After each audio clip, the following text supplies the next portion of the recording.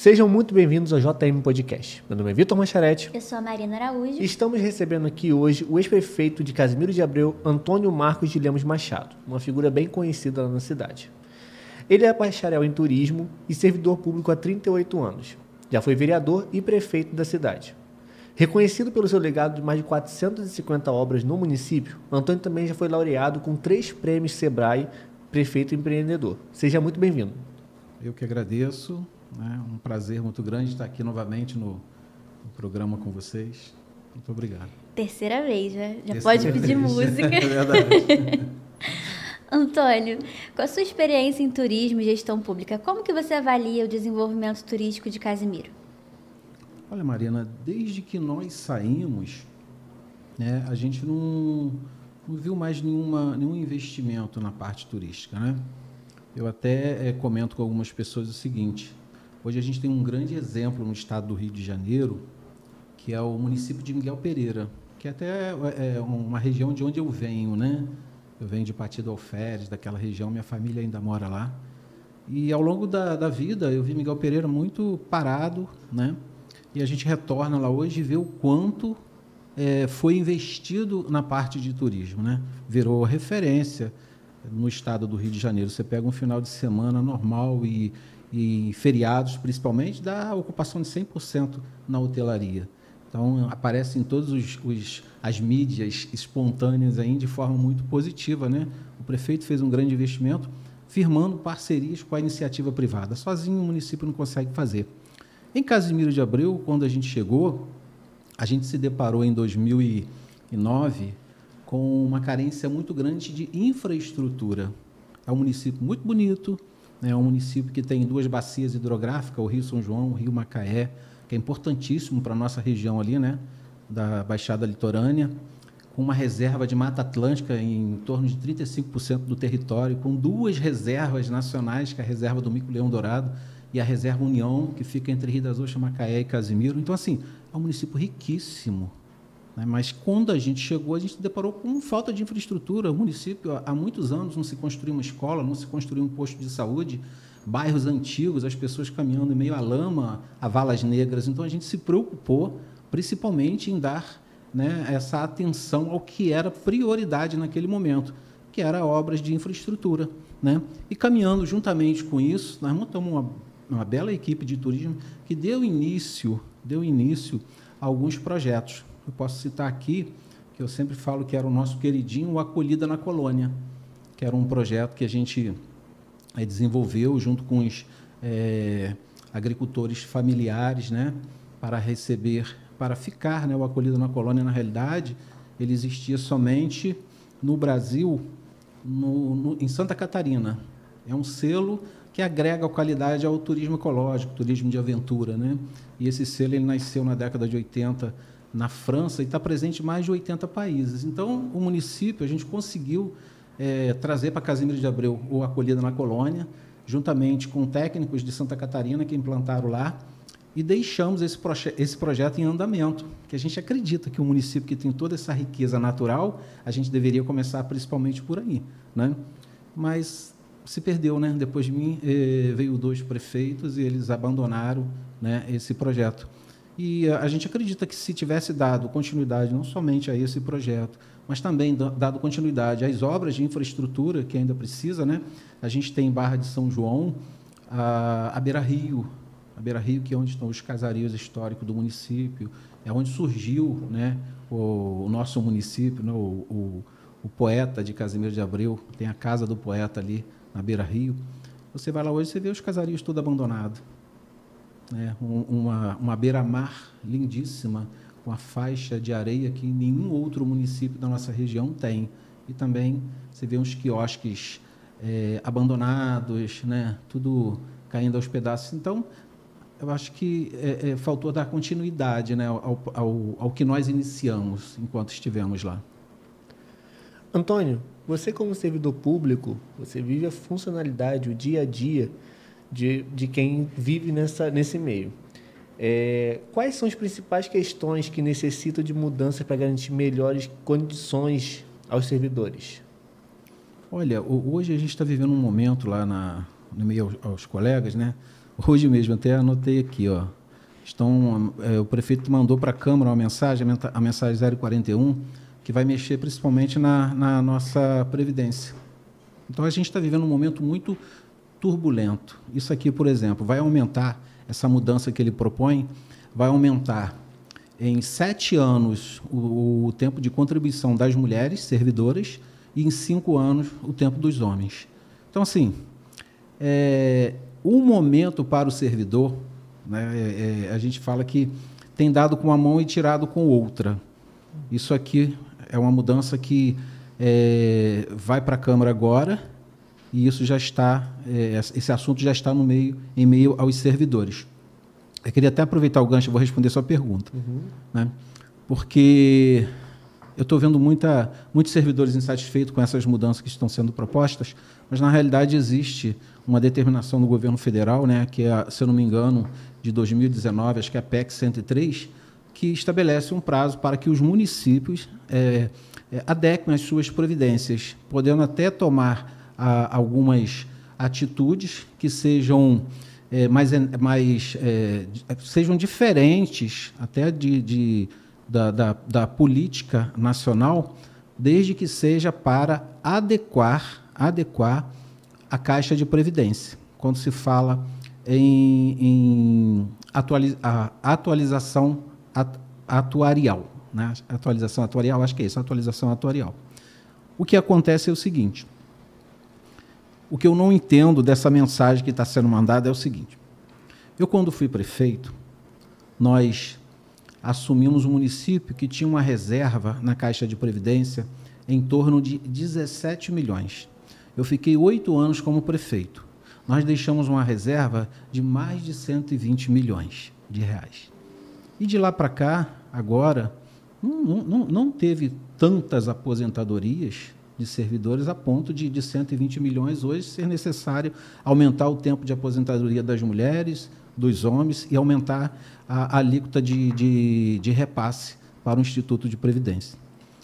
Eu acho que hoje o que o Poder Legislativo deveria fazer era, primeiro, pedir uma explicação ao Poder Executivo para saber de que forma esse dinheiro todo evaporou ao longo de 9 anos. Eu estou fora há 9 anos. 120 milhões em 9 anos para uma caixa que tinha somente 17 milhões de reserva.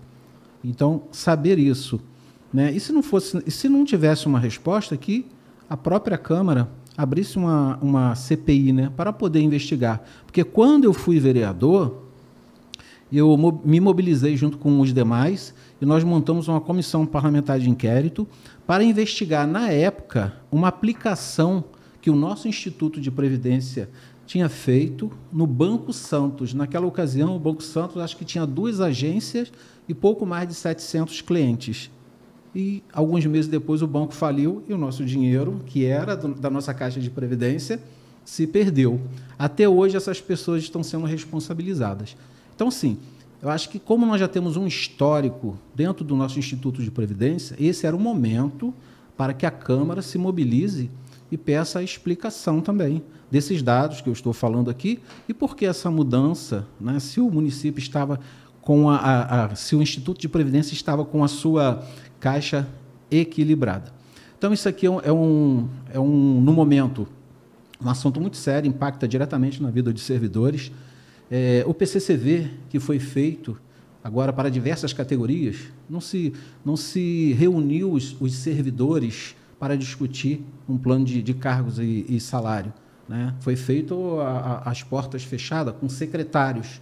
Tanto que, recentemente, saiu na mídia relação das folhas de pagamento, funcionário ganhando mais que um prefeito, um professor ganhando R$24 mil, enquanto o prefeito ganha 23. Tem alguma coisa errada nisso?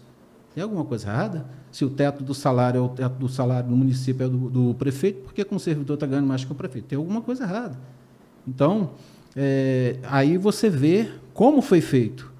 Isso não traz um prejuízo só agora, não traz um prejuízo somente para a categoria, traz um prejuízo para o município. Porque quando você quando você dá dessa forma, sem fazer um estudo de impacto financeiro, quais serão as consequências futuras, você não está tirando somente né, de um servidor e dando mais para o outro. Mas você está tirando também a possibilidade de investimento em educação, em saúde, em segurança, em meio ambiente, porque daqui a pouco o município vai ter arrecadação para quê? Pagar sua folha? E as pessoas que estão do lado de fora? E quem não é servidor? Quem é servidor ganha 23 mil, 18 mil, 10 mil, está feliz da vida. E o cidadão que está lá fora desempregado? Então, assim, isso precisa ser visto. Então, existe uma insatisfação dentro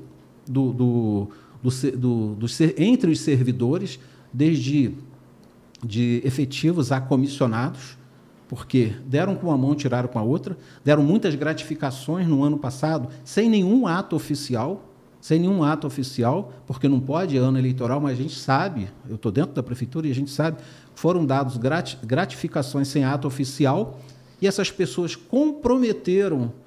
se comprometeram com esse dinheiro, né? Arrumaram despesa, fizeram parcelamentos, e esse ano tiraram. Não, agora nós vamos tirar.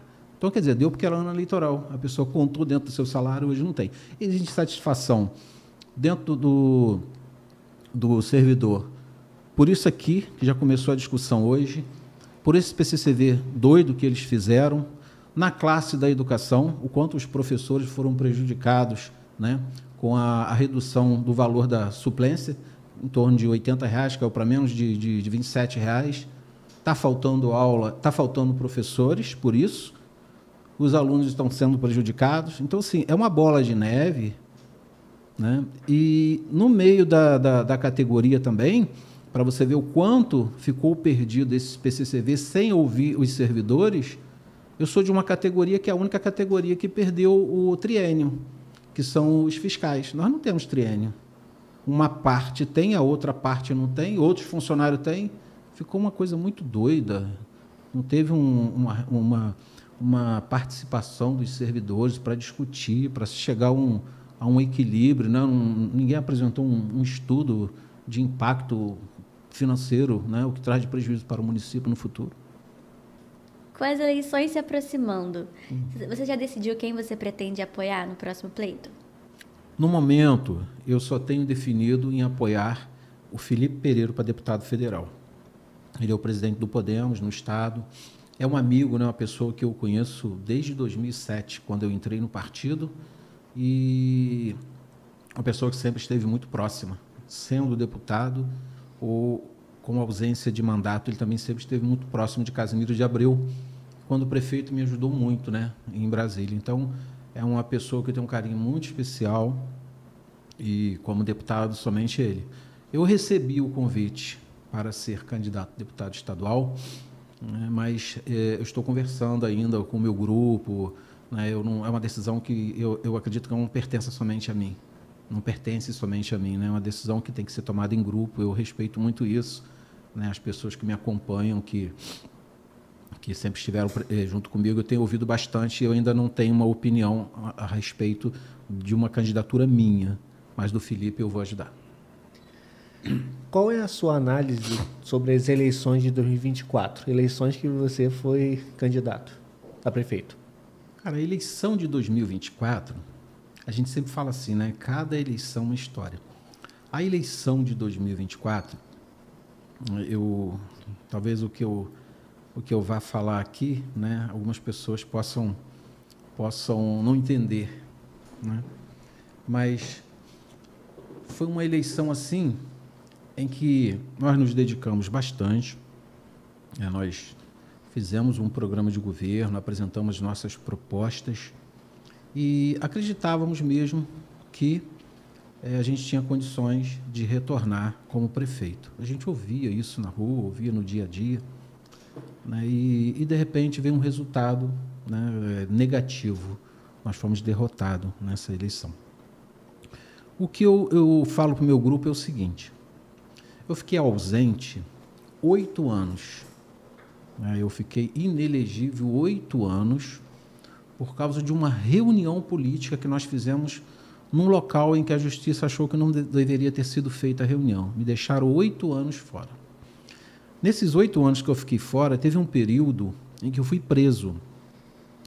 A justiça me prendeu, eu fiquei 6 meses preso, prisão preventiva, por causa de umas gravações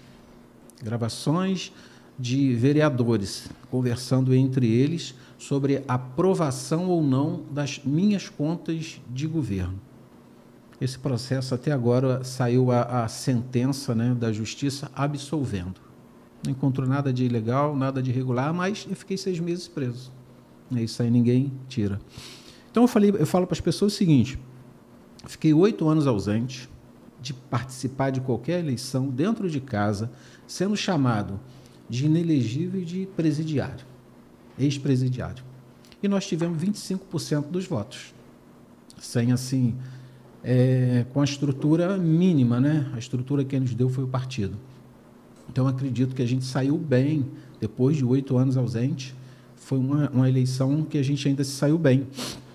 E que a gente sabe que o que foi muito valorizado nessa eleição de 2024 foi o poder econômico da máquina.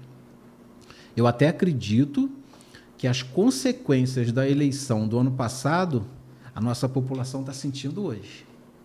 Porque hoje está faltando médicos, está faltando remédio, está faltando professores, né? Está faltando construção de escola, de posto de saúde, de calçamento, está faltando bastante coisa. Então, eu acredito que o poderio econômico que a máquina demonstrou na eleição passada, do ano passado, a população está sentindo as consequências agora. Então, falou muito alto o dinheiro mesmo. Como a gente acabou de comentar, você foi recentemente absolvido desse caso envolvendo as gravações na Câmara. Como que você vê essa vitória judicial? Olha, eu sempre tive assim uma tranquilidade muito grande, a consciência muito tranquila, né, de que não havia nada de errado de minha parte nesse episódio. Então, assim, existe só aquele vazio que fica de um tempo que você perdeu da vida, né?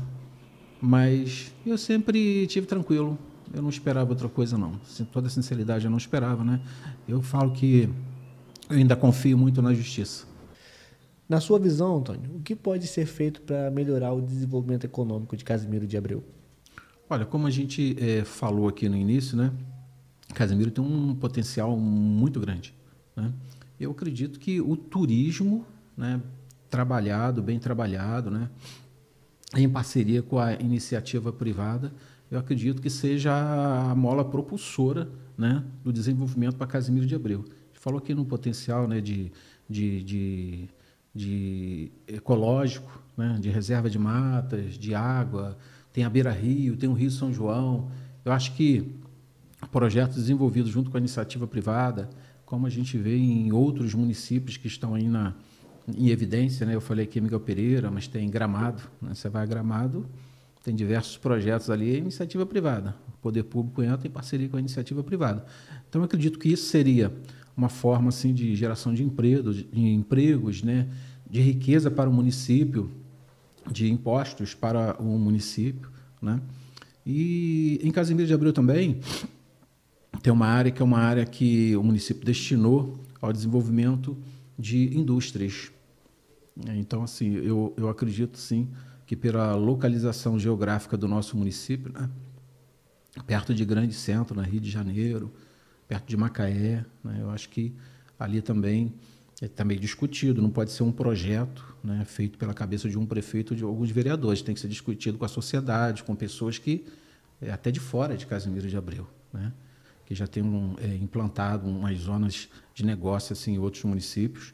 Eu acredito que se bem discutido, né, um projeto bem discutido ali, envolvendo toda a sociedade civil, mas as organizações também, né, o governo de estado, eu acredito que ajuda bastante o município. A situação de abandono dos cemitérios municipais é um problema antigo que preocupa muito a população. Qual a sua percepção sobre essa questão e o que você acha que pode ser feito para solucionar esse caso de falta de espaço e de estrutura tão precária? Olha, a situação dos cemitérios de Casimiro, isso foi um assunto que a gente falou bastante durante a campanha, né?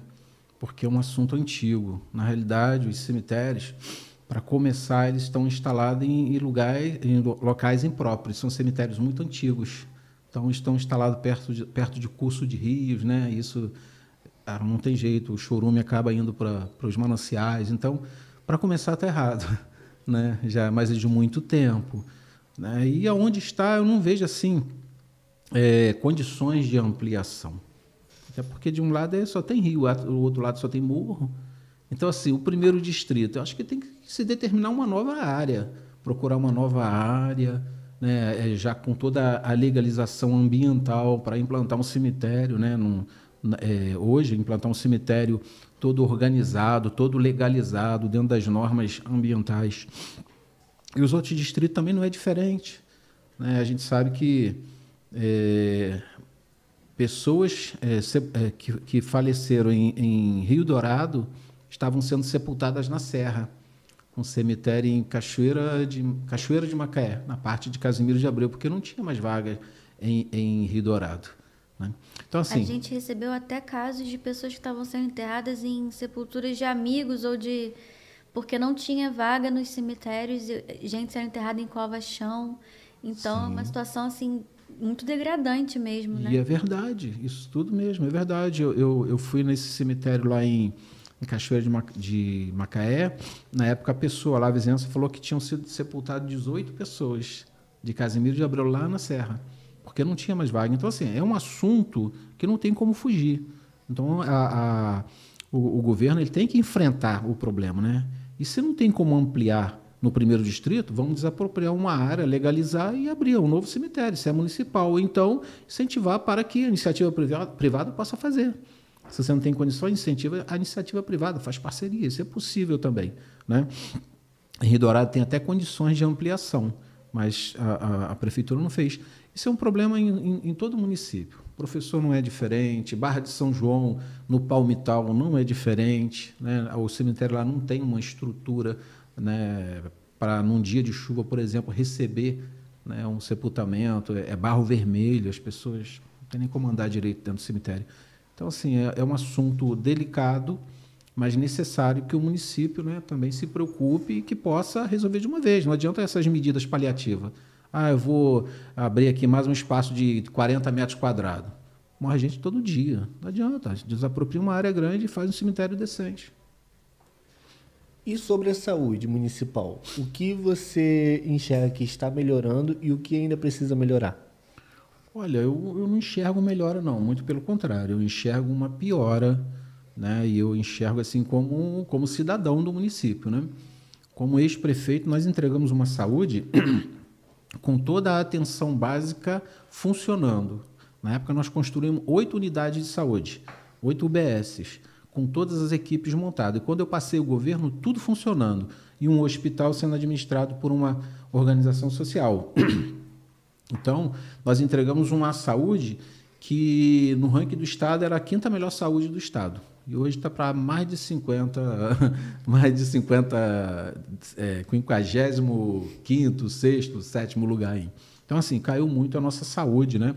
Houve a troca da organização social, os próprios funcionários do hospital, hoje, quando eles têm a oportunidade de falar comigo, com alguns amigos, eles se remetem ao passado, né? Poxa, naquela época, aquela era muito melhor, né? E recentemente teve até uma ação do Ministério Público contra o atual prefeito, né? Acho que é nessa troca de OS, uma ação de mais de 40 milhões de reais, 44, se eu não me engano, né, de um emergencial que eles fizeram. Então, sem licitação, né, já havia sido advertido pelo Ministério Público, né, que deveria fazer a licitação.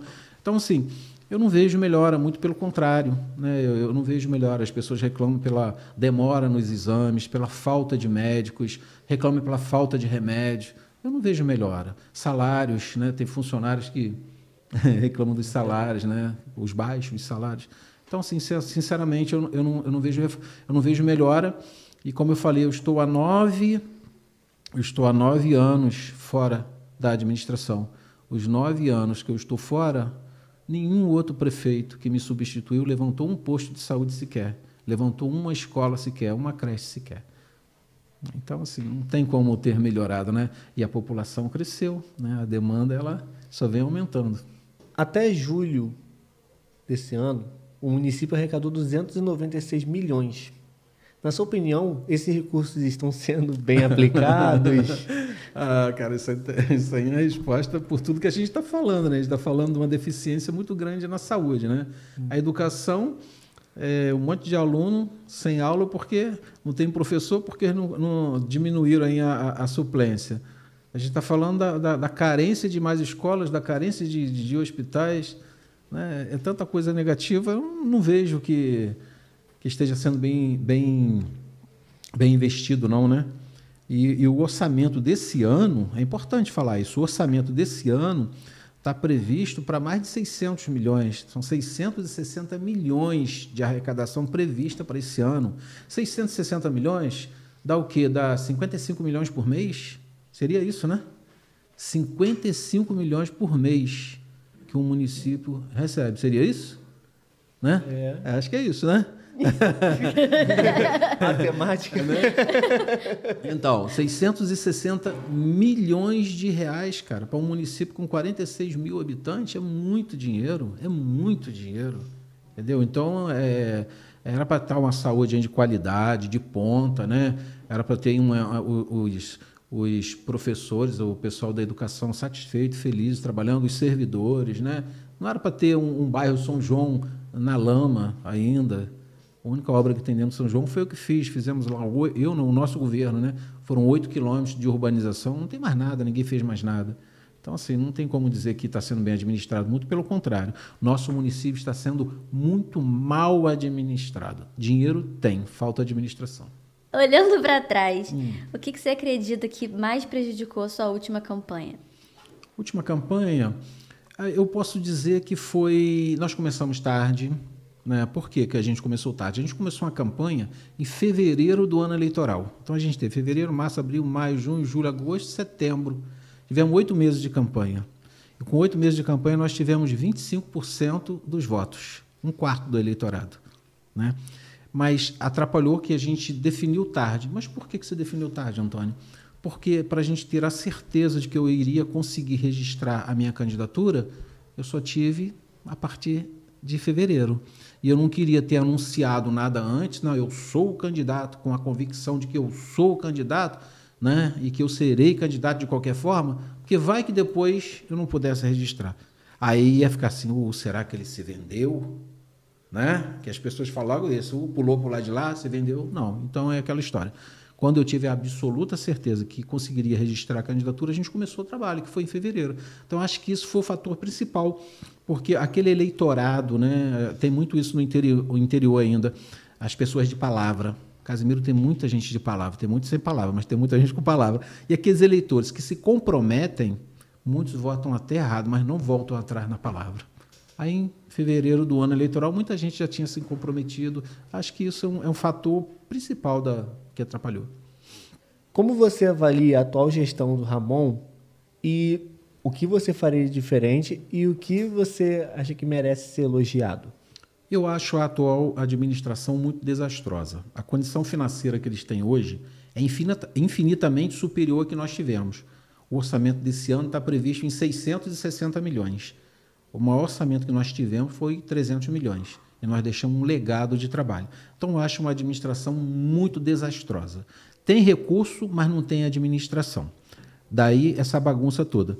Elogiado, eu elogio o seguinte... Elogiado o ônibus Primavera. Acho que foi um ganho para a população. O ônibus de graça para os trabalhadores. Falta ajustar algumas coisas.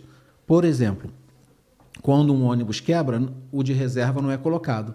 O cara que vai para o trabalho, ele sofre uma consequência disso. Então, tem que fiscalizar. Se existe um ônibus reserva e se é pago esse ônibus reserva, quebrou imediatamente, bota para rodar. O cara não tem que ir para a oficina e o trabalhador ficar esperando o ônibus ser consertado. Né? Outra coisa, identificar quem realmente precisa.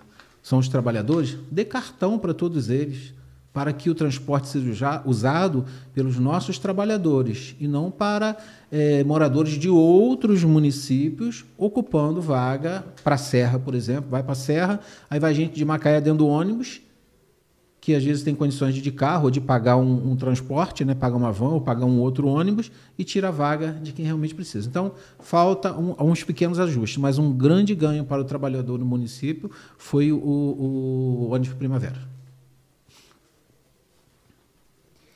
No caso de uma candidatura sua a deputado, você permaneceria no Podemos ou haveria a possibilidade de uma mudança de partido? E o que falta para você definir se vai haver mesmo uma candidatura sua ou não?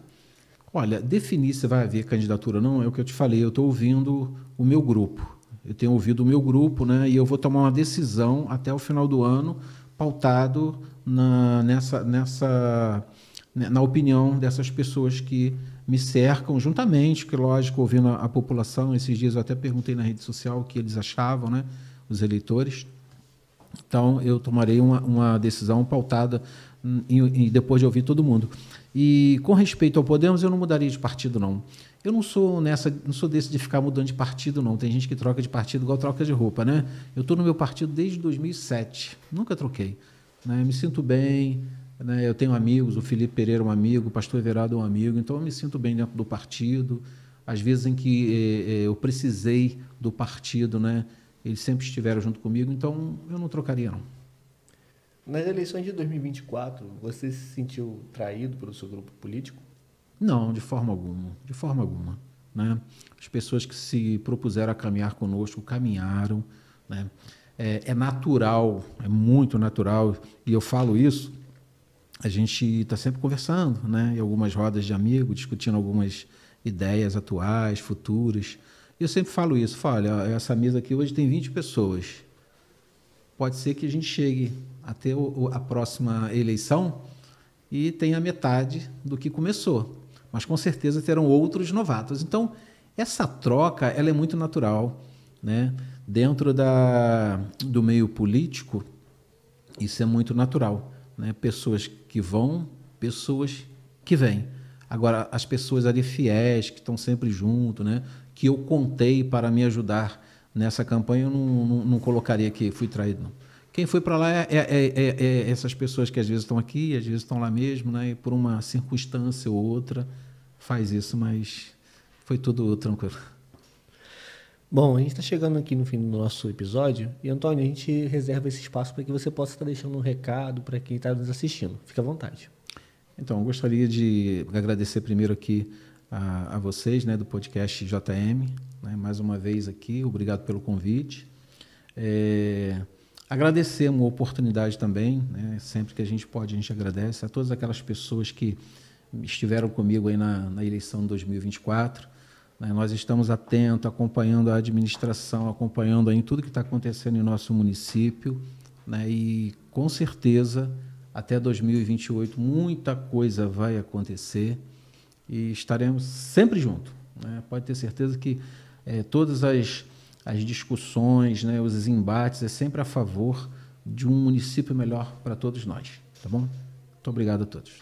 Perfeito. Estamos encerrando aqui mais um episódio do JM Podcast. Antônio, mais uma vez, muito obrigado pela sua presença. Foi um papo muito bom, né? E agradecemos a todos vocês que estão nos assistindo. Até a próxima. Até a próxima.